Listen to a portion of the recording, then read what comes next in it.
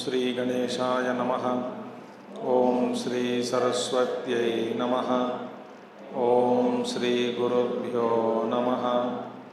ओम समस्तजनकल्याणे निरतं करुणामयं नमामि चिन्मयं देवं सद्गुरुं ब्रह्मविद्वरं सद्गुरुं ब्रह्मविद्वरम्।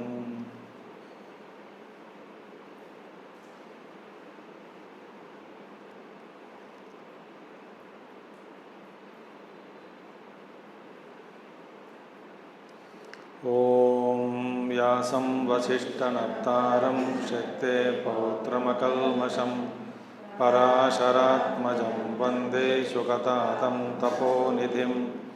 व्यासाय विष्णुरूपाय व्यासरूपाय विष्णवे नमो वै ब्रह्मनिधये वासिष्ठाय नमो नमः।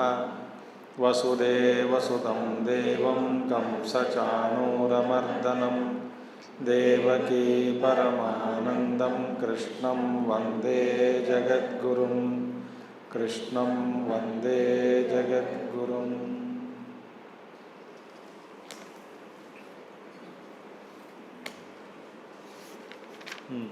अर्जुन उवाच सन्न्यासस्य महाबाहो तत्त्वमिच्छामि वेदितुं त्यागस्य च हृषीकेश पृथक् केशिनिषूदन। श्रीभगवानुवाच काम्यानां कर्मणां न्यासं सन्न्यासं कवयो विदुः सर्वकर्मफलत्यागं प्राहुस्त्यागं विचक्षणाः। त्याज्यं दोषवदेत्येके कर्म प्राहुर्मनीषिणः यज्ञदानतपः कर्म न त्याज्यम् इति चापरे। तो प्रसंग चल रहा था तीसरा श्लोक का। अर्थ क्या है? कुछ लोग कहते हैं दोषवत कर्म त्याज्यम, क्योंकि कर्म में दोष है। राग द्वेषादि इत्यादि दोषों को निकाल कर कर्म करना चाहिए। और कुछ लोग कहते हैं यज्ञदान तपक कर्म न त्याज्यम। इस पर चर्चा हो रही थी तो भगवान भाष्य में समझाया कि सर्वकर्म संन्यास ये सबके लिए संभव नहीं है। सर्वकर्म संन्यास तो त्यागी जो होते हैं, त्यागी जिन्होंने कर्मफलों को छोड़ दिया उनको कहते हैं त्यागी। ठीक है, तो जिसने कर्मफलों को छोड़ा उसको कहते हैं त्यागी। तो इसमें भी मोह के कारण छोड़ने वाले कुछ लोग होते हैं, वो तमोगुण के कारण मोह में पड़कर कर्मों को, अपने नियत कर्मों को छोड़ देते हैं, नित्य नैमित्तिक कर्मों को। कुछ लोग काय क्लेश भयात, शरीर का कष्ट को याद करते हुए वे कहते हैं इतना कष्ट उठाना मुश्किल है, सो कर्म को त्याग देते हैं, वे रजोगुणी के कारण। और तीसरे लोग हैं सत्वगुण के द्वारा, वे कर्म को त्यागते नहीं मगर कर्म फलों को त्याग देते हैं। इन्हीं को गौण रूप से सन्यासी कहा गया। मुख्य रूप से सन्यासी वे भी नहीं है। तो मुख्य रूप से सन्यासी कौन है? भगवान याद दिलाया कि सर्वारंभ परित्यागी मौनी संतुष्टो येन केनचित अनिकेतः स्थिरमतिः इति गुणातीतलक्षणे च परमार्थसन्यासिनः विशेषितत्वात्। परमार्थ सन्यासी इन श्लोकों के द्वारा उनको अलग किया गया, विशेष रूप से बताया कि परमार्थ सन्यासी कौन होते हैं, गुणातीत होते हैं। ठीक है, तो वक्षति च ज्ञानस्य या परानिष्ठा इति तस्मात् ज्ञाननिष्ठाः सन्यासिनः न इह विवक्षिताः। ज्ञान में निष्ठा प्राप्त करके जो संन्यास लेते हैं, छोड़ते हैं कर्म, उनके बारे में यहाँ पर विवक्षा नहीं हो रही है, चर्चा नहीं हो रही है। इन लोगों का भी प्रसंग इधर नहीं है। ठीक है, और कर्मफल त्याग एव सात्विकत्वेन गुणेन तामसत्वादि अपेक्षया संन्यासः उच्यते। सत्वगुण के कारण, सत्वगुण से प्रेरित हुआ जो सत्वगुणी क्या करते हैं, सत्वगुण से प्रेरित हुआ एक व्यक्ति साधक कर्म फलों को जब छोड़ देते हैं, त्याग देते हैं, कर्म को नहीं, नित्यक नियमित काम्य कर्म करते फलों को छोड़ देते हैं, ईश्वर अर्पण करते हैं, उन्हीं को यहाँ पे संन्यास के रूप में कहा गया। वास्तव में वो भी संन्यास नहीं है। न मुख्य, मुख्य कौन होता है, सर्वकर्म संन्यास। ठीक है, तो सर्वकर्म संन्यासी इनसे अलग है, विशिष्ट है। अब प्रश्न उठाया गया, सर्वकर्म संन्यास असंभवे च नहीं देहभृता इति हेतुवचनात् मुख्य एव इति चेत। देखिए, त्यागी जो सत्वगुण से प्रेरित होकर जो छोड़ता है कर्म फलों को, उनको आपने कहा गौण सन्यासी है, मुख्य सन्यासी नहीं है। उनको कहा गया ये भी सन्यासी ही है, ठीक है, मगर वे सर्वकर्म सन्यासी नहीं है। पूर्व पक्षी कहते हैं, मगर आप भी सुना होगा, क्योंकि सर्वकर्म संन्यास असंभव भगवान ने ही कहा, आगे कहेंगे, क्योंकि नहीं देहभृता, देहधारियों को शक्यम त्यक्तुम कर्मणि अशेषतः, देहधारियों को सारे कर्मों को छोड़ना असंभव। देहधारी को यस्तु कर्मफल त्यागी स त्यागी इति अभिधीयते। जो कर्मफल त्यागी है उसी को त्यागी करके कहा गया, सन्यासी करके कहा गया। कर्मफल त्यागी जो होता है वो त्यागी है, मगर सर्वकर्म सन्यासी वो भी नहीं है। तो ये पूर्व पक्षी प्रश्न उठाते हैं कि देहधारियों को पूर्ण रूप से पूर्णतः कर्म को त्यागना असंभव होने के कारण जो सत्वगुण से प्रेरित होकर कर्म फलों को त्यागने वाले ही मुख्य सन्यासी कहने से आपका क्या अर्ज है, कहने में आपका क्या अर्ज है, इसमें कहने में क्या आपत्ति है? ऐसा कहे तो, क्योंकि देहधारी जब तक है वो कर्म नहीं कर सकते, छोड़ नहीं सकते, तो सर्वकर्म संन्यास असंभव होगा। तो सर्वकर्म संन्यास असंभव होने के कारण ये त्यागी है ना, जो सत्वगुणी त्यागी, उसी को सन्यासी कहा जाए। ऐसे बोले तो ये पूर्व पक्षी का प्रश्न है। वो कहता है ऐसा कहना है। बात समझ में आ रही है आपको? न, ऐसी बात नहीं है, क्योंकि सर्वकर्म संन्यास अलग ही है। फिर नहीं देहभृताम शक्य, ऐसा क्यों कहा? फिर देहधारियों को कर्म छोड़ना असंभव है, तो ऐसा क्यों कहा? क्योंकि हेतु वचनस्य स्तुति अर्थत्वात्। ध्यान से सुनिएगा पूरा, ये हेतु वचन है। एक प्रतिज्ञा हेतु, उदाहरण इत्यादि होते हैं। ये हेतु है। हेतु वचन माने कुछ प्रतिज्ञा, पहला प्रतिज्ञा वाक्य है, प्रतिज्ञा वाक्य। उस प्रतिज्ञा वाक्य को समझाने के लिए उसका हेतु बताना चाहिए, रीज़न।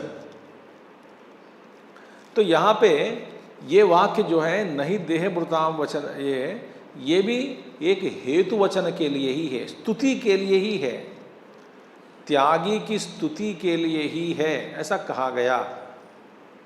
देखो, हम किसी को स्तुति करना चाहते हैं तो किसी को क्रिकेट खेले तो तेंदुलकर ही है, ये कैसे कहते हैं? ये तो तेंदुलकर अलग है, ये अलग है, ये घर में खेलता है प्लास्टिक बॉल से, तो उसको तेंदुलकर क्यों कहा गया? भाई तुम भी अच्छा खेल रहे हो, तो स्तुति के लिए ऐसा कहा जा रहा, तुम बराबर तेंदुलकर के बराबर ही है समझो।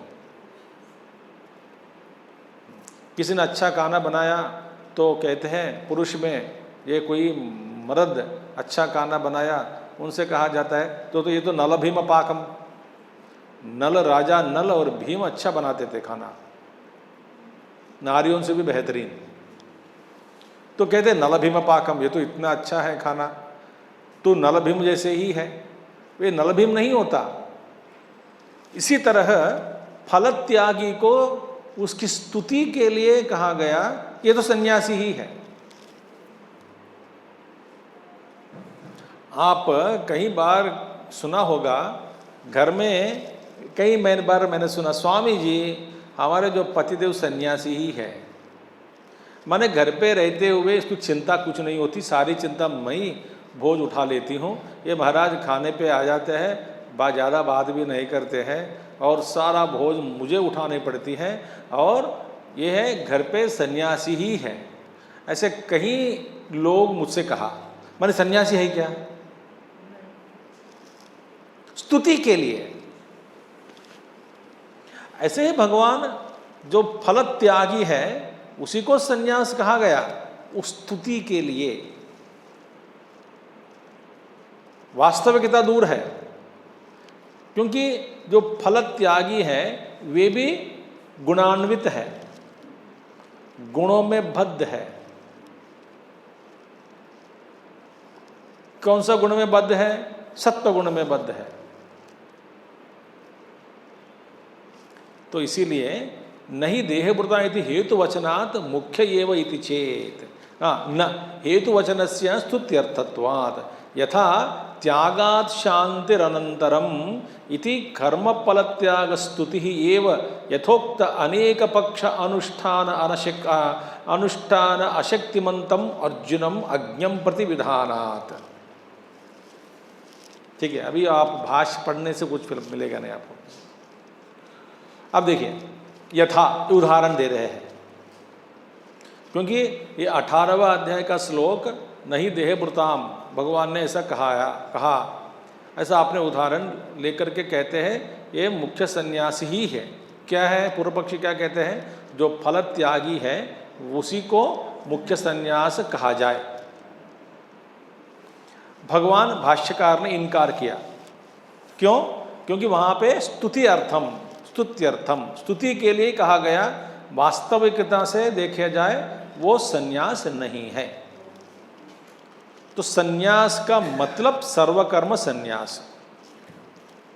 अच्छा, अब जैसा कि 12वें अध्याय में आप देखा जाए 3रा श्लोक से 12वां श्लोक तक, 12वें अध्याय में 3रा श्लोक से 12वां श्लोक तक भगवान ने क्या क्या सुनाया, क्या क्या समझाया, आप यदि जरा नज़र डालते हैं इस पर, आपको ये पता लगता है ये तो अक्षरम अनिर्देश्यम अव्यक्तम पर्युपासते सर्वत्रगम अचिंत्यम च कूटस्थम अचलम ध्रुवम संयम्य इंद्रियग्रामम सर्वत्र समबुद्धयः ते प्राप्नुवन्ति मामेव सर्वभूत हिते रथाः। ऐसा भगवान पहला एक विकल्प बताया कि जो अक्षर परब्रह्म को ध्यान करके वे मेरे पास ही आ जाते हैं, निर्गुण उपासक लोग जो होते हैं।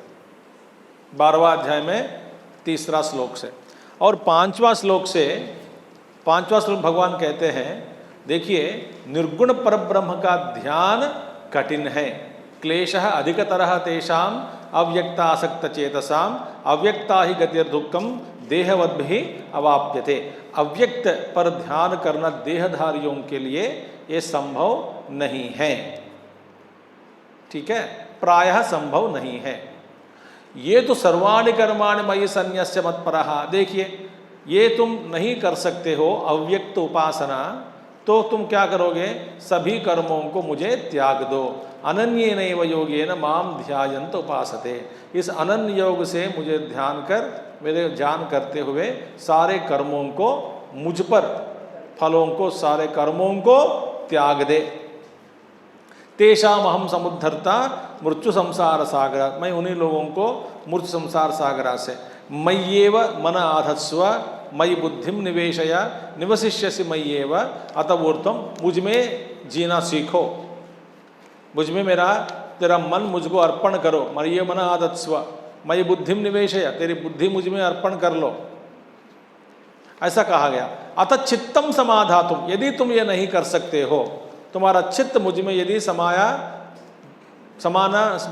तेरा चित्त मुझ में समाना तेरे से असंभव है, तो क्या करोगे, न शक्नोसि मयि स्थिरम अभ्यास योगेन तथा, अभ्यास योग करो। अभ्यास में भी असमर्थः, तो मेरे लिए कर्म करो। और जो मेरे लिए कर्म करते हुए तुम सिद्धि को प्राप्त कर लेते हो, मेरे लिए कर्म करना भी तेरे लिए असंभव है, तो सर्व कर्म फल त्याग करो। फिर त्यागाद शांतिरनंतरम श्रेयो हि ज्ञानम अभ्यासाद ज्ञानाद ध्यानम विशिष्यते ध्यानात् कर्मफल त्यागः त्यागाद शांतिरश अनंतरम, त्याग के बाद, कर्मफल त्याग के बाद तुमको शांति मिलेगी। ये किसके लिए कहा गया, अर्जुन को। अर्जुन कौन है, अज्ञान है। ये भगवान स्पष्ट कर रहे हैं। ये विकल्प किसको दिया, इतने सारे विकल्प देखिए, अनेक कर्म फल त्याग स्तुति एवं त्यागात शांतिरनंतरम, ये कर्म फल त्याग की स्तुति के लिए ही है। क्यों, क्योंकि कर्म फल स्तुति एवं यथोक्त अनेक पक्ष माने अनेक विकल्पों को सामने रखने के बाद अर्जुन अनेक पक्ष अनुष्ठान अशक्तिमंतम, इन सारे पक्षों को अनुष्ठान में स्वीकार करने में अशक्त अज्ञानी जो अर्जुन है, देखिए सारे भगवान बता दिया, अभ्यास करो, मेरे लिए कर्म करो, ध्यान करो, निर्गुण ध्यान करो, सगुण ध्यान करो, ये सब मेरे लिए असंभव है। किसके लिए असंभव है, अर्जुन के लिए। अर्जुनम प्रति, उस अर्जुन को आकर में भगवान त्याग तो ठीक है भाई, कर्म फल त्याग, देखे जो करना है करो, फलों को कम से कम मुझे दे दो। माने ये ऊपर कही गई जितने भी साधनाएं हैं उनको करने में असमर्थ होने के कारण ये आखिरी बात दी है। तो इसीलिए मैं कहता हूं कि हम सबको समझना चाहिए, कर्म फल त्याग ये बड़ी बात नहीं है, ये सबसे पहला कदम है। हम क्या सोचते हैं, फलों को त्याग दो बस यही साधना, ये साधना नहीं होती है, पहला साधना है। क्योंकि सर्वकर्म संन्यास ही लक्ष्य है। तो देखिए, इति कर्म फल त्याग स्तुति एवं यथोक्त अनेक पक्ष अनुष्ठान अशक्तिमंतम, सभी पक्षों को अनुष्ठान करने में जो अशक्तिमान है अर्जुनम, उनके प्रति अर्जुनम एक्यूजिटिव केस, अर्जुनम अज्ञम, अर्जुन कौन है, अज्ञानी अर्जुन को संबोधित करते हुए ये प्रतिविधानात, माने प्रतिविधानात, उनके प्रति ये विधान उनको दिया गया। किसको दिया गया, अज्ञानी को, अर्जुन को, क्योंकि इतने पक्ष देने के बाद भी ये सब करने में असंभव है उनके लिए। सो भगवान दयापूर्वक, चलो बेटा कम से कम कर्म फलों को तो छोड़ दो, तो उसके बाद तुमको शांति मिलेगी। ये शांति माने, ये तो औपचारिक रूप से तो कहा गया तो ठीक है, कह तो दिया, मगर ये मुख्य नहीं है, ये मुख्य संन्यास नहीं है। तथा इदमपि न हि देहभृता शक्यम इति कर्मफल त्याग स्तुत्यर्थम वचनम। जैसा वहाँ पे 12वां अध्याय में इतने सारे विकल्प देने के बाद भी अर्जुन को समझ में नहीं आया, उनको तो भगवान उनसे कहा तो कम से कम फलों को त्याग दो। इसी तरह नहीं देहभृता शक्यम, ये केवल स्तुत्यर्थम वाक्यम, नहीं देहभृता शक्यम, ये स्तुति कर्मफल त्याग की स्तुति के लिए कहा गया। हम भी कहते हैं ना, तेरे से नहीं होता, तुम्हारे लिए यही अच्छा, यही कर लो। हम प्रेरणा देते हैं, माने तुम जिसके लिए अधिकारी नहीं है उसके पीछे मत बढ़ो, उसके पीछे पढ़ते पढ़ते जिसका तुम जो काम तुम कर सकते हो उसको छोड़ो मत। अब मैं सन्यासी बनूंगा करके सन्यासी भी नहीं बन सकते हो। तो इसीलिए नहीं देहभृता शक्यम, ये वाक्य कर्मफल त्याग की स्तुति के लिए। तो कहने का मतलब क्या है? पूर्व पक्षी ने क्या उठाया प्रश्न? त्याग ही संन्यास है, क्योंकि देहधारियों को सर्वकर्म संन्यास असंभव है। भगवान ने, आचार्य जी ने उसको नहीं स्वीकार किया। एक गलत है तुम्हारा, ये स्तुति के लिए कही गई वाक्य।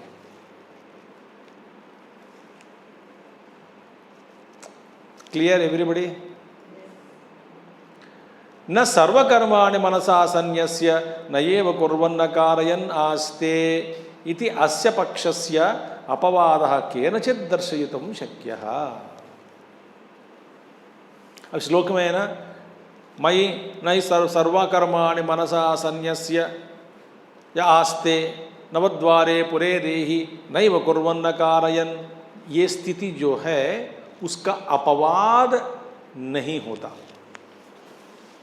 माने अपवाद माने एक्सेप्शन।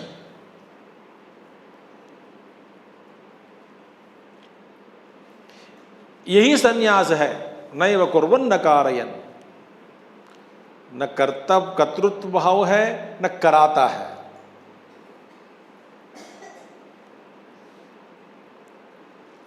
जो उत्तम स्थिति जो है, इस पर जो बैठा है निष्क्रिय आत्मा में, प्रकृति से परे, तो यही नैव कुर्वन्न कारयन्।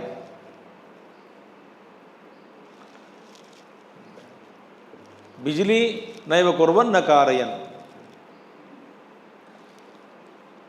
बिजली के समक्ष में कर्म हो रहा है, मगर बिजली में कर्तृत्व भाव नहीं है, भोक्तृत्व भाव नहीं है।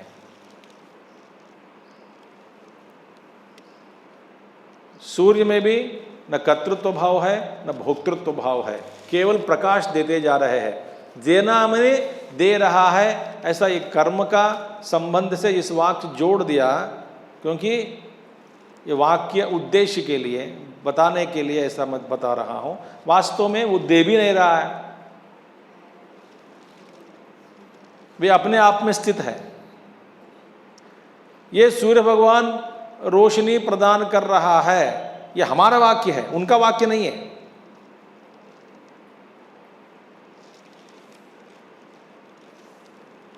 इस पे कोई अपवाद नहीं है। नैव कुर्वन्न कारयन्, यही है सत्य।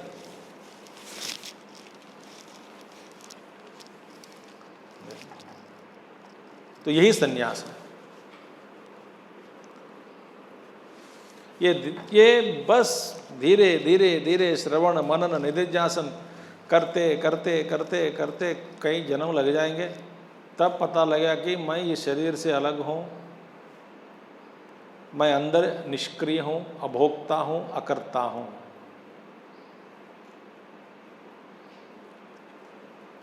पता लग जाएगा।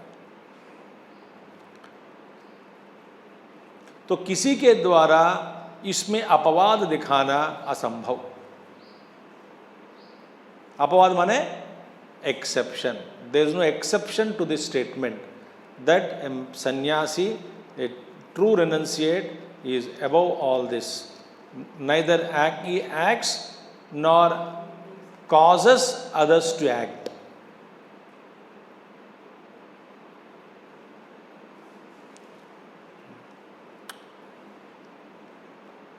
ठीक है, तस्मात्।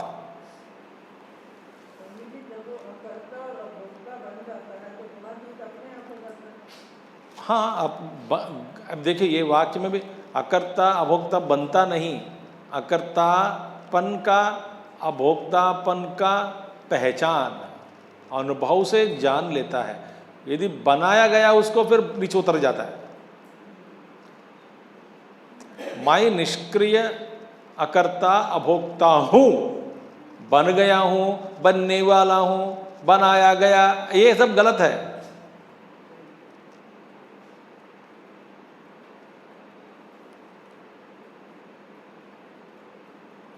यही गुणातीत स्थिति है। इसलिए कोई भी वाक्य मुश्किल है बोलना। गुणातीत बन गया, गुणातीत हो गया, गुणों के परे चला गया, ये सब ये वाक्य भी कहने के लिए ठीक है।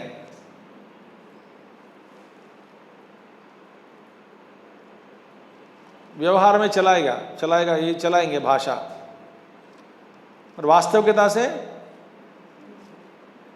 प्राप्तस्य प्राप्ति,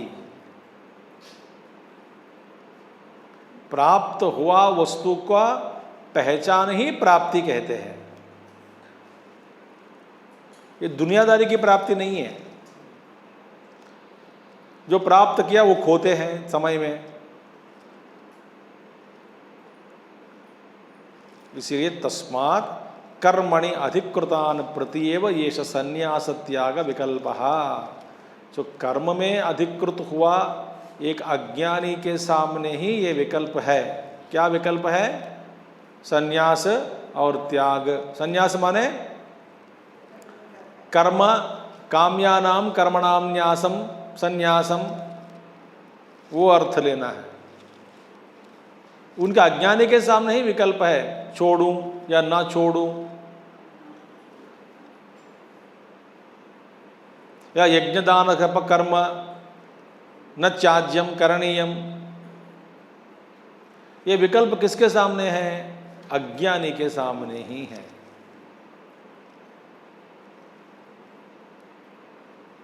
तस्मात् कर्मणि अधिकृतान प्रति एव येष संन्यास त्याग विकल्पः।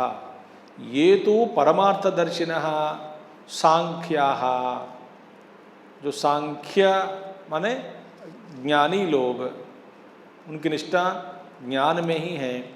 परमार्थदर्शिनः, जिसको परमात्मा दर्शन हुआ, तेषां ज्ञाननिष्ठायाम, उन ज्ञाननिष्ठाओं में एव सर्वकर्म संन्यास लक्षणायाम अधिकारः, वे ही सर्वकर्म संन्यास में अधिकार है,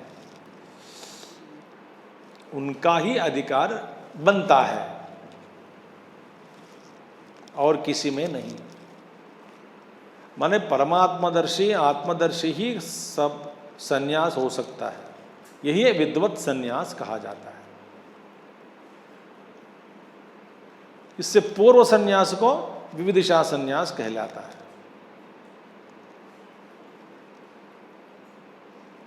माने जानने की इच्छा से मैंने संन्यास ग्रहण किया।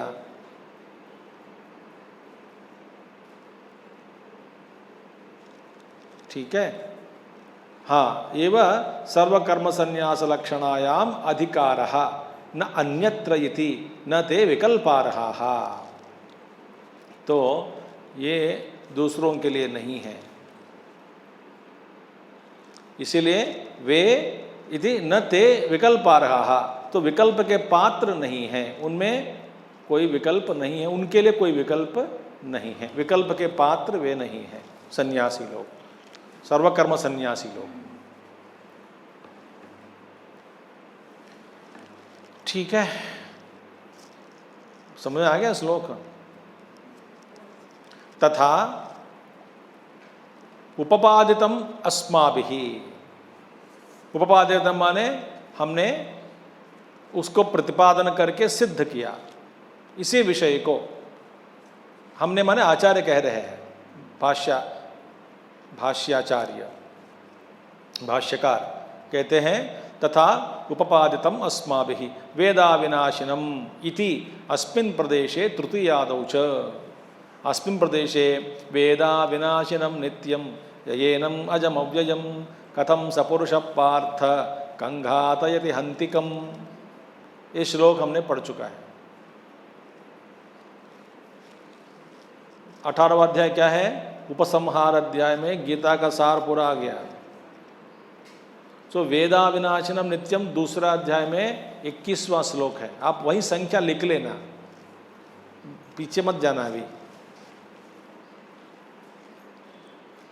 वेदाविनाशिनम दूसरा अध्याय 21वां श्लोक, उसमें कहा गया वेद कथम स पुरुष पार्थ, जो वेद अविनाशिनम, जो अविनाशी नित्यम को अनम एनम अजम अव्ययम, इस अव्यय को, अज को और नित्य वस्तु को, अविनाशी वस्तु को जिसने जाना,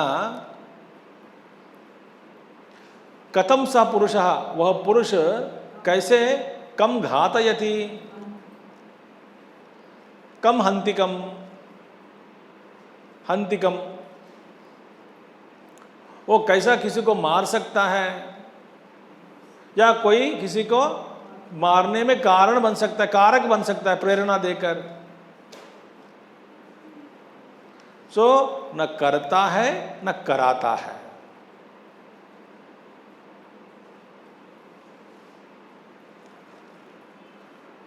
इस श्लोक के संदर्भ में हमारी व्याख्या में हमने इसको स्पष्ट कर दिया, क्योंकि सन्यासी है जो अपने में आत्मा में स्थिर हुआ व्यक्ति कोई कर्म कर नहीं सकता, नहीं कर सकता भी नहीं, कराता भी नहीं।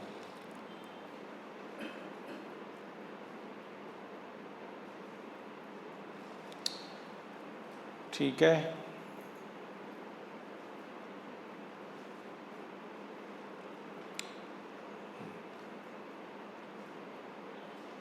अच्छा, अस्मिन् प्रदेशे माने इस श्लोक में तृतीयादौ च, तृतीयादौ च माने तृतीय अध्याय में भी इसी बात को मैंने समझाया व्याख्या करते समय। तृतीय अध्याय में कहाँ आया? तत्त्ववित्तु महाबाहो गुणकर्म विभागयो गुणाः गुणेषु वर्तन्ते इति मत्वा न सज्जते। तत्ववित्त तू इंडीड ओ महाबाहो, ये अपने जो आंख है, रूप है, तो रूप आंख के सामने दिखती है, दिखने दो, वे आपस में देख रहे हैं, हमें क्या कर्तापन उसमें डालना है। इस कर्तापन को हटाकर देखना, जिसको जिड्डगेश्वरमूर्ति कहते थे just seeing, perceiving, no reaction there, no thought there.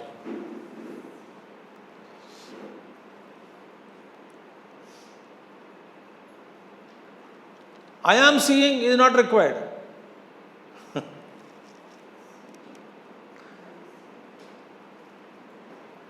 Seeing हो रहा है,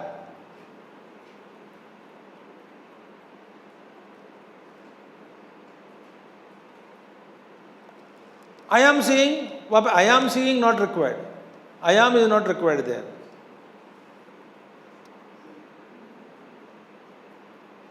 अभी समझना बहुत कठिन है, क्योंकि जो हम देखते हैं कहते हैं मैं देख रहा हूं, जो हम सुनते हैं मैं सुन रहा हूं। देखो और देखने का जो क्रिया का कर्ता मत बनो।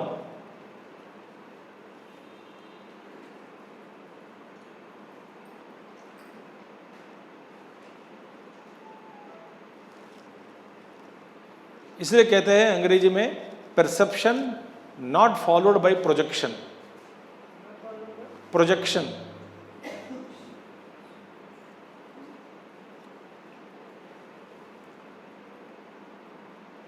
जीव सृष्टि किसमें है? इसी में है। किसमें है? प्रोजेक्शन में। तो हर समय हर पल में क्रिया हो सकती है, जो हो है वो तो प्रारब्ध के वश हो जाता है।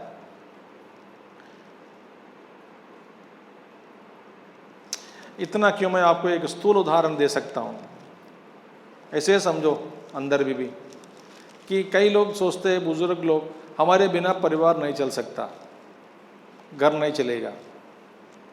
हटकर देखो, खूब चलता है, इससे बच्चा चलता है आपके बिना। चल रहा है कि नहीं चलता है? कई लोग, अरे स्वामी हटकर देखो,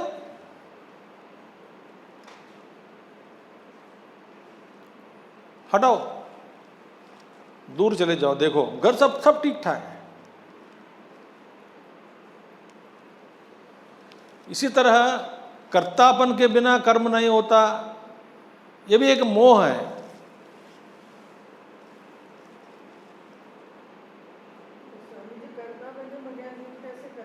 हाँ जी, कर्ता बने बगैर अर्जुन युद्ध कैसे करेगा? अब गीता 18वें अध्याय में पहुंच गए हम।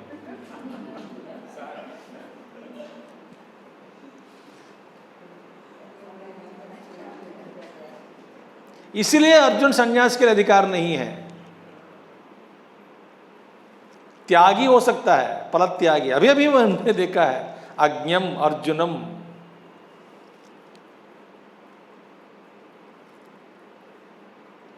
जो धर्म है वो किया जा रहा है, पर कर्तापन नहीं है उसमें। तो भगवान कृष्ण का देखो, कोई व्यक्ति पैदा होते ही आत्मनिर्भर होता है। इसलिए शास्त्र दिया है, न तो शास्त्र का क्या प्रयोजन है? जब तक वो शास्त्र नहीं पढ़ता या गुरु के चरणों में नहीं जाता तो आत्मनिर्भर। अरे आप दूसरों की चिंता क्यों करते हैं? आप अपने लिए लेख लो, यह भी एक बड़ा मोह है। अभी मैंने कहा मेरे मरने के बाद शरीर, घर कैसा चलेगा, सृष्टि कैसे, अभी आप इसको विस्तार कर दिया। अब कैसा संसार का सब चलो यार, जब हमको क्या करना है, हमें क्या करना है? यही संन्यास है। आप सुने या ना सुने, मुझे क्या फर्क पड़ता है, बताइए। कोई नहीं आया तो अच्छी बात है। यदि मुझ में मोह है कि लोग आए, सुने, मेरे तारीफ करे, ये सब खुजली है, वो है मेरे मुझ में नहीं है। आप मेरी परीक्षा लेना चाहते हो तो बंद करके देखो। मस्त में रहूंगा। यही है, वहां मन छोड़ता नहीं, मन तो है ना, डरता है, डराता है।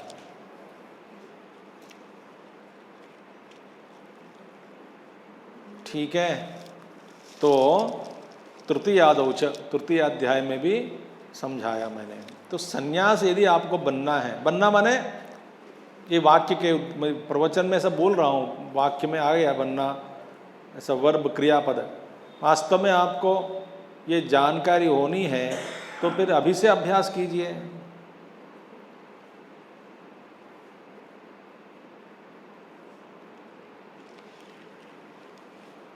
मैं आपको ये भी कह देता हूँ, आपकी तबीयत ठीक नहीं है एक दिन, और कह दिया कि मेरी तबीयत ठीक नहीं है, घर पे कोई किसी को नुकसान नहीं होता।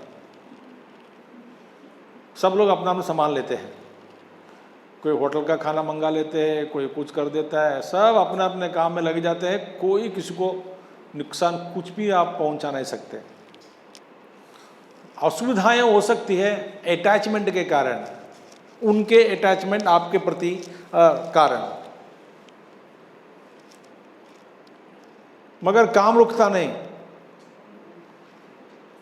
अरे भाई वहां पे कोई मर गया, शव है घर पे, 6 घंटे के बाद रोते रोते सबको चाय भी दिलाई जाता है, शव के सामने बैठ के चाय पीते हैं, कॉफी पीते हैं। भाई मेरे आग पेट के अंदर जो जठराग्नि है उसको तो शांत करना है।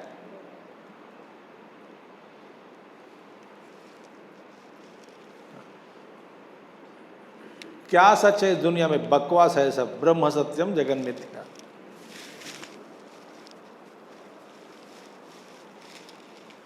हिम्मत होनी चाहिए ऐसे वाक्य सुनने के लिए भी।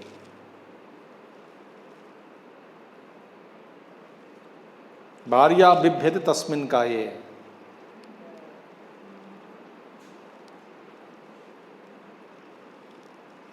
क्या सच है।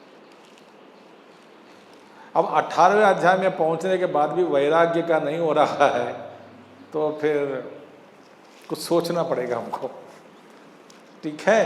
तो इसीलिए भगवान कहते हैं तथा उपादितम अस्माभिः वेदा विनाशनम इति अस्मिन् प्रदेशे तृतीयादौ च तत्र एतेषु विकल्प भेदेषु, इन सभी विकल्प भेदों में। अब ठीक है, संन्यास क्या है भगवान समझा दिया, काम्यानाम कर्मणाम न्यासम संन्यासा, त्याग का मतलब फल त्याग। तो अभी यज्ञ दान तपक कर्म, काम्य कर्मों को छोड़ना है क्योंकि कर्म दोष ही है। कुछ कहते हैं कर्म को छोड़ना नहीं, यज्ञ दान तप कर्म करना है। इस पर भगवान का अभिप्राय क्या है, निश्चय मत क्या है? दो अभिप्राय बताया आपको, पहले सुनाया दो लोगों का, तरह तरह के लोगों का अभिप्राय। एक कुछ लोगों का अभिप्राय यही है कर्म दोष है, कर्म में दोष है, इसीलिए कर्म को ही छोड़ो। कुछ लोग कहते हैं कर्म को मत छोड़ो, बाकी काम्य कर्मों को छोड़ो, मगर यज्ञ दान तप कर्म, नित्य कर्म जो है यज्ञ दान तप कर्म है, उसको तो मत छोड़ो, छोड़ना नहीं चाहिए, ऐसा अभिप्राय है। अब इस पर भगवान का अभिप्राय क्या है ये सुनाएंगे अभी। तत्र एतेषु विकल्प भेदेषु निश्चयं शृणु मे तत्र त्यागे भरत सत्तमा, त्यागो हि पुरुष व्याघ्र त्रिविधः संप्रकीर्तितः, निश्चयं शृणु मे तत्र त्यागे भरत सत्तमा, त्यागो हि पुरुष व्याघ्र त्रिविधः संप्रकीर्तितः। निश्चयम, मेरा निश्चय सुनो। निश्चय माने मेरा कंक्लूजन, फाइनल अभिप्राय इस पर। निश्चयम शृणु, अवधारया, अवधारण करो, सुनो, समझो। मैं मम वचनात्, अब मेरे इस वचनों के द्वारा है क्या, ठीक है, मेरे इस वचन के द्वारा मेरा भी निश्चय सुनो इस पर। तत्र त्यागे, किसमें, त्याग के संबंध में, त्याग संन्यास विकल्पे यथादर्शिते हे भरत सत्तमा, भरतानाम साधुतमा, भरतवंशियों में अत्यंत साधु है तू, भरतानाम साधुतमः, सुपरलेटिव डिग्री, साधु, साधुतर, साधुतम, सुपरलेटिव डिग्री, इसलिए अर्जुन अधिकारी बने।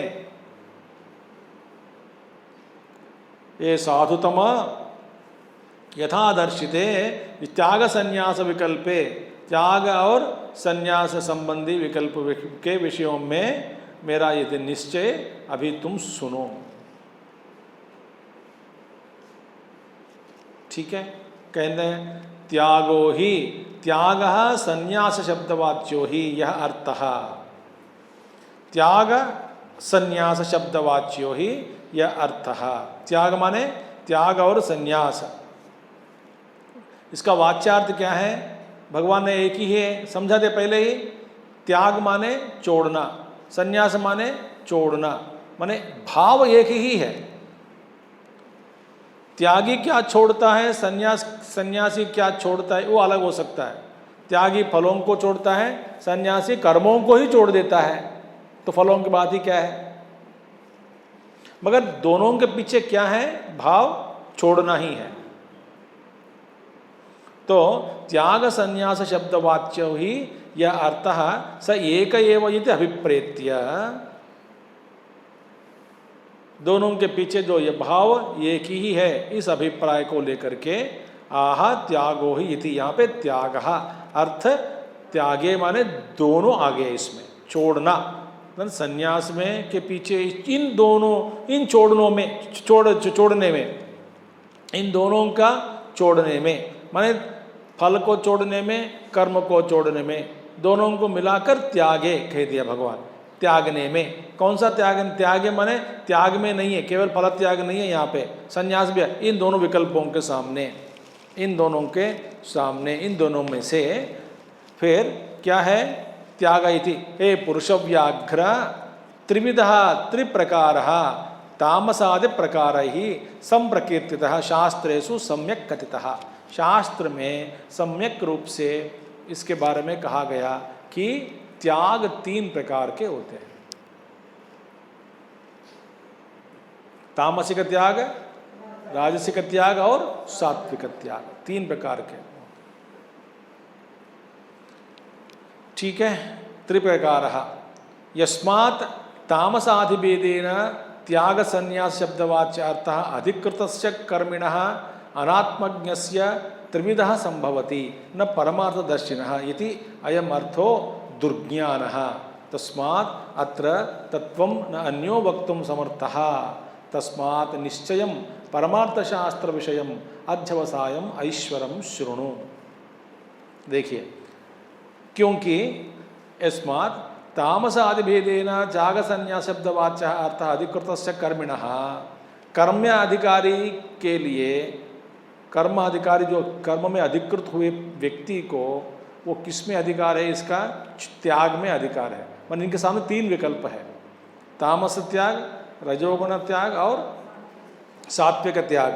अधिकृतस्य कर्मिणः अनात्मज्ञस्य त्रिविधः संभवति। अज्ञानी, अनात्मज्ञः, जो आत्मज्ञानी नहीं है, जो अज्ञानी है, जिसका अधिकार कर्म में भी ही है, उसी के लिए ये 3 विकल्प सामने हैं।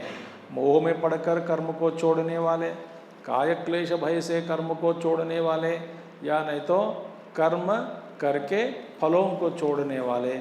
ऐसा ये विकल्प उन्हीं के लिए संभव है। किसके लिए संभव है? अज्ञानी के लिए ही संभव है, ज्ञानी के लिए नहीं। न परमार्थ दर्शन इति अयम अर्थः। इस अर्थ को समझना दुर्ज्ञान, अत्यंत कठिन है। क्योंकि देखिए, तमोगुण से कर्म को छोड़ा, समझ में आ गया, क्योंकि अनुभव है हमारा।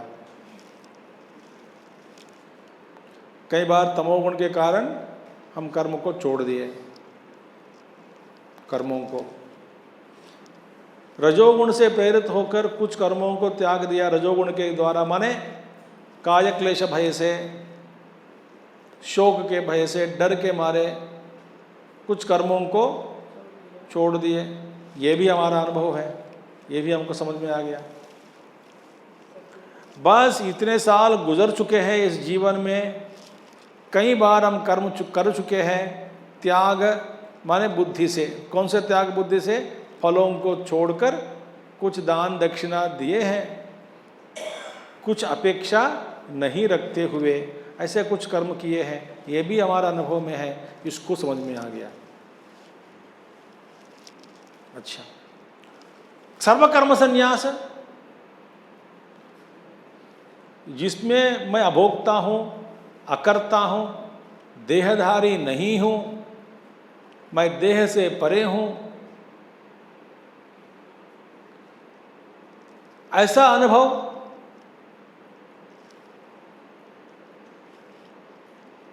मुश्किल है। तो इसीलिए अयम अर्थः दुर्ज्ञानः, परमार्थदर्शी को कर्म संभव नहीं है, इसको समझना कठिन है।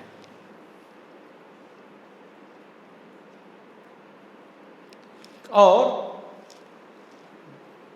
ज्ञानी लोग, जीवन मुक्त पुरुष, वे भी घूमते हैं, फिरते हैं, खाते हैं, दाल भी मांगते हैं, रोटी भी मांगते हैं खाते समय, कभी कभी अचार भी मांगते हैं, फिर भी वे निष्क्रिय हैं। लेकिन दुर्वासा मुनि, आप कहानी तो जानते हैं ना, गोपियों को भेजा भगवान कृष्ण, बोलो यमुना के पार करना है, कैसे करें यमुना नदी के पार का पार? बोले ये यदि भगवान श्री कृष्ण आजन्म ब्रह्मचारी है तो इतने पत्नियां हैं, ब्रह्मचारी कैसे हो सकता है? बोले कहो यदि भगवान कृष्ण ब्रह्मचारी है तो रास्ता दो। यमुना जी रास्ता दी, माने निष्क्रिय अकर्ता अभोक्ता थे भगवान। दूर्वास मुनि खूब खाया, खाने के बाद बोलता है मैं भूखा प्यासा हूँ, मैं कुछ करता नहीं हूँ, मैं करता हूँ, मैं कुछ खाया नहीं हूँ। इतना खाया, पूरा सब कुछ खत्म ही कर दिया और उल्टा बोलते मैं कुछ खाया नहीं हूँ। ऐसा बोलो दूर्वास मुनि यदि कुछ नहीं खाया तो रास्ता दो। तो जाकर बोले गोपियाँ दूर्वास मुनि से लौट के आ रहे हैं, वे यदि कुछ खाया नहीं है तो रास्ता दो। रास्ता दे दी, वो खाया नहीं। आंखों के सामने दिखता है वो खा रहे हैं, पी रहे हैं, सो रहे हैं, लड़ रहे हैं, कभी कभी गुस्सा भी करते हैं, मगर वे निष्क्रिय निष्क्रिय अभोक्ता करता है अंदर से। हमको ये बात समझ में नहीं आती और इसलिए ज्ञान जीवन मुक्त पुरुष को पहचानना मुश्किल है, क्योंकि वे भी हम जैसे हैं। तो इसलिए गुरुदेव कहते थे it doesn't grow a tail और ए हॉर्न टू रिकॉग्नाइज। वे सिंपल सरल व्यक्ति है, हमारे जैसे ही खाता है, हमारे जैसे पीता है, हमारे जैसे सोता है, मगर अभोक्ता अकर्ता।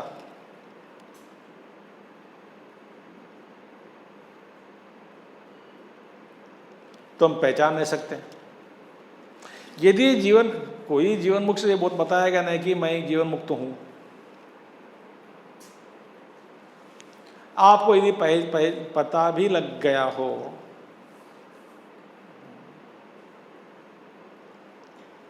उसको मानना भी कठिन है। आपको विश्वास क्या है? इसलिए दुर्ज्ञान। और ये कैसा संभव है? सब कुछ करते हुए भी अकर्ता भोक्ता, तो कर्तापन से रहित क्रियाएं हो रही है।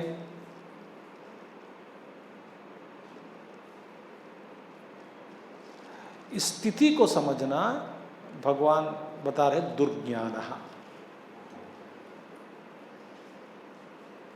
परमार्थदर्शी सन्यासी को समझना कठिन है। सन्यासी माने अब ये अत्याश्रमी हो गया, वो अंदर तो सन्यास हो गया, बाहर चाहे किसी भी कपड़े पहन के घूमे।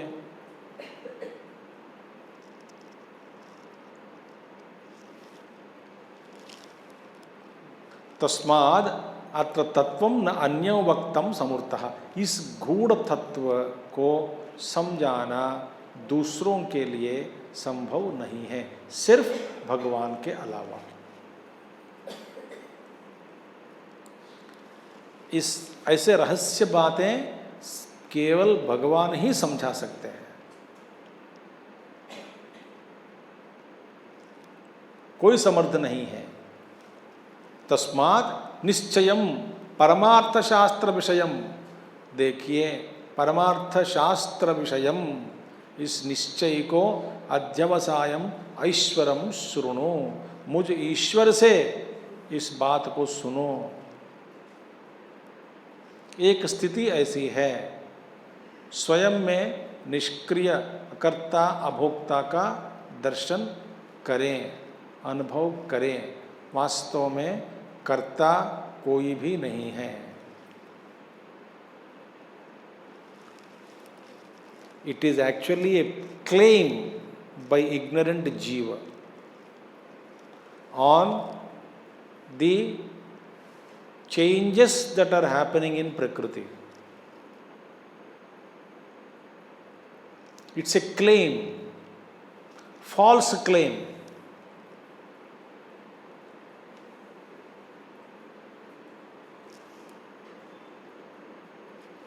समझ आ गए?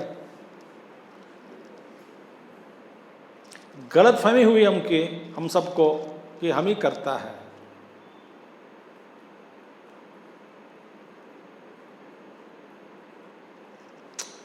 कहा पुनः असौ निश्चय थी, ठीक है भगवान का निश्चय सुनने के लिए हम रेडी है, तो भगवान का निश्चय क्या है?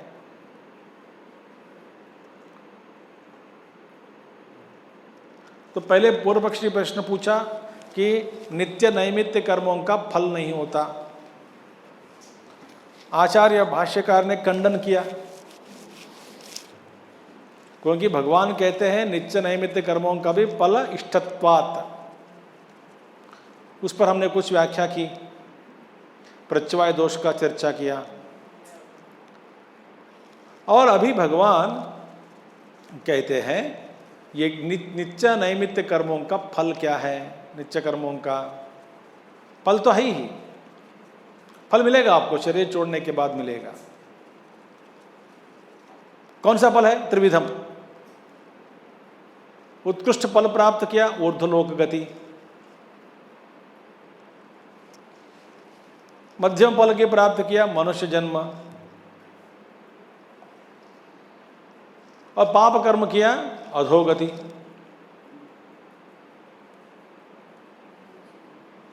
मध्य तिष्ठन्ति राजसाः अधो गच्छन्ति तामसाः।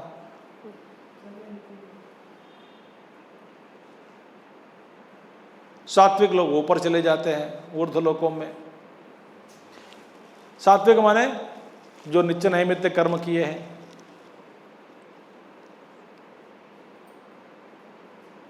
स्पष्ट है, शास्त्र स्पष्ट है। तो कहा पुनः निश्चय क्या है? इति अतः आहा। देयरफॉर भगवान इज स्पीकिंग नाउ, इस निश्चय क्या है?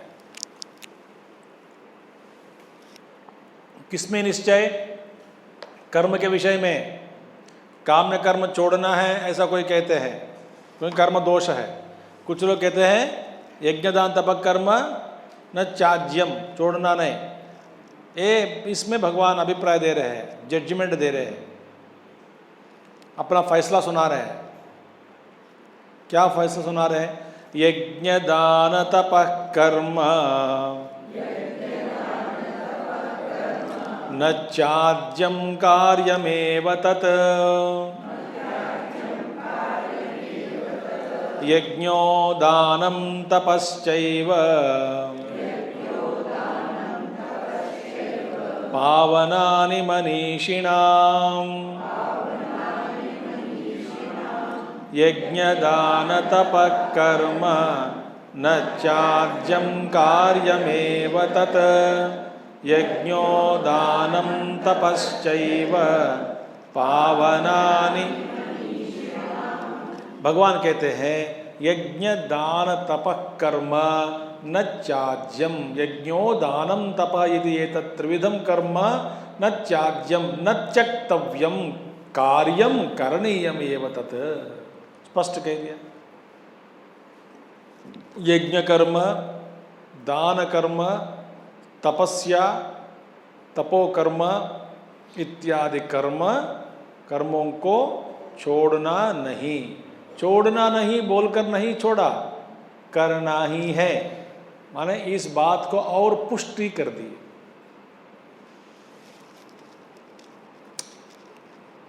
ठीक है, एक ही बात को दोनों ढंग से बताया कि छोड़ना नहीं, करना है। अर्थ एक ही है, और ज़्यादा पुष्टि करने के लिए इस बात को भगवान ने दोनों ढंग से, दोनों दिशाओं से समझाकर हमको बताया। ठीक है, करणीय में कस्मात्, क्यों? यज्ञो दानं तपश्च पावनानि विशुद्धि कारणानि मनीषिणां फल अनभिसंधीनाम इति एतत्। देखिए, अब नित्य नैमित्य कर्मों का, नित्य कर्म का, यज्ञ दान तप कर्म नित्य कर्म है, नैमित्य कर्म नहीं है ये।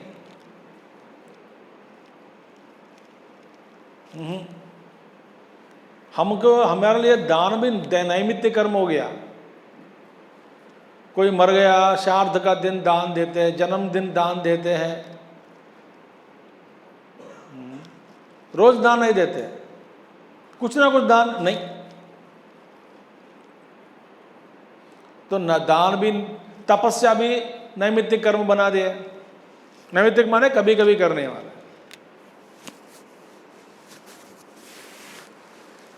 यज्ञ भी नैमित्तिक कर्म हो गया। किसी जन्मदिन है, पंडित को बुलाओ, थोड़ा हवन करा देंगे, वो भी शॉर्टकट आधा घंटे में। उनको टाइम देते हैं ब्राह्मण को कि आधा घंटे में पूरा करना है आपको, ठीक है।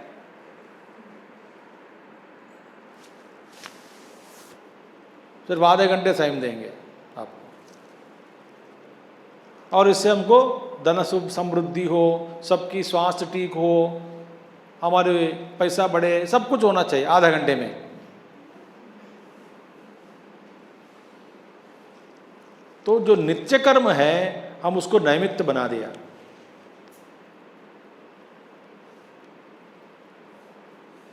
तो यज्ञ दान तपः कर्म नित्य कर्म है। थोड़ी सी तपस्या करो, थोड़ा दान दो, कुछ यज्ञ करो। पूर्व में अग्निहोत्र होता था घर पे। रोज कुछ ना कुछ आहुतियां डाल के निकलते हैं यजमान। रोज ब्राह्मण को या किसी को भोजन कराते थे, या गाय को खाना खिलाते हैं। क्या बोलते, 3 यज्ञ जो है ना, भूत यज्ञ, ऋषि यज्ञ, पितृयज्ञ। हमारे जीवन में ये सब कुछ भगवान ऋषि मुनि लोग लाकर प्रवेश कराया। इस जीवन की शैली में ही ये प्रवेश करा दिया, इस तरह का जीवन व्यवहार। अब भगवान का आचार्य ने क्या कहा, पहले भगवान को इष्ट है, नित्य कर्मों का भी फल होना भगवान के लिए इष्ट है। अब फल क्या है? फल है पावनानी, पवित्र करते हैं। किसको पवित्र करते हैं? मनीषी लोगों को यज्ञ यागा दान तपः कर्म पावन बनाते हैं, पवित्र करते हैं। पवित्र करना ही इसका फल है। पवित्र का मतलब अंतःकरण की शुद्धि, विशुद्धि कारणानि। अंतःकरण अपना विशुद्ध हो जाता है नित्य कर्म करने से, मतलब यज्ञ दान तप कर्म करने से। किसके लिए?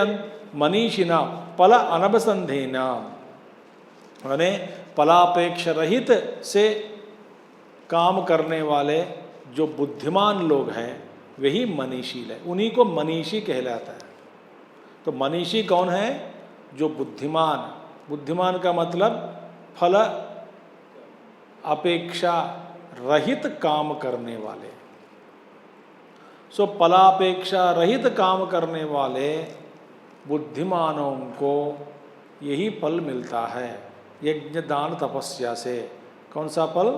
विशुद्ध अंतःकरण, पावन बनते हैं, पवित्र बनते हैं,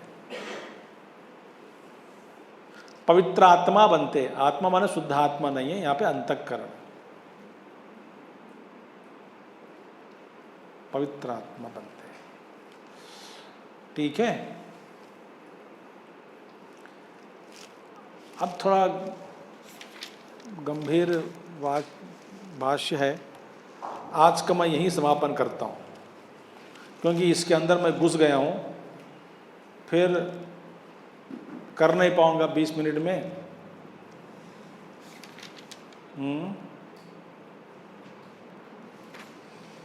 क्योंकि एतानि अपि, इस अर्थ का फिर भगवान समझाते बहुत कुछ। एतानि अपि तो कर्माणि संगम त्यक्त्वा फलानि च कर्तव्यानि इति मे पार्थ निश्चितं मतम् उत्तमम्। ये हम कल देखेंगे। कोई ऐतराज? आज ही देखना है तो बताइए, सुपरफास्ट जाके ऐसे चला जाऊंगा। कल पढ़ेंगे इसका। ओम पूर्णमदः पूर्णमिदं पूर्णात् पूर्णमुदच्यते पूर्णस्य पूर्णमादाय पूर्णमेवावशिष्यते। ओम शांति शांति शांति। हरि ओम श्री गुरुभ्यो नमः। हरि ओम। सद्गुरुनाथ महाराज की जय।